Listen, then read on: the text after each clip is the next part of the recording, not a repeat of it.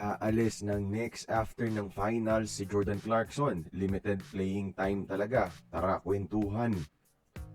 Malapit nang maabot ng New York Knicks ang NBA Championships kalaban ng Spurs at magiging history ito para sa ating kababayan na si Jordan Clarkson.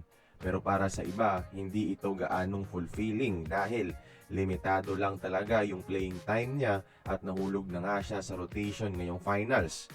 At alam nyo ba mga idol, pagkatapos ng NBA Finals na ito, aalis na si JC ng New York. 1 year veteran minimum lang kasi ang kontrata niya sa New York at magiging free agent na siya mga idol. Nakadepende na rin yan sa New York kung o-offeran nila si Jordan Clarkson ng bagong kontrata. O nakadepende pa rin yan kay Clarkson kung makikinig siya sa offer ng ibang mga NBA teams sa isang discounted contract deal mga idol. Basta nasa tamang presyo. Maraming NBA contenders ang naghabol kay Clarkson sa free agency last off-season mga idol.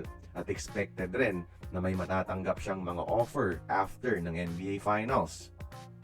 Kung mag-champion nga ang Knicks dito, pwede pa rin manatili si JC para sa back-to-back. Pero pababa ng pababa yung role niya sa team. Whereas pwede pa siyang mabigyan ng mas malaking role sa ibang team mga idol at mapunan ang missing piece ng mga contenders na ito sa bench mga idol. Sige, sabihin natin nanalo ang Knicks sa championship ngayon.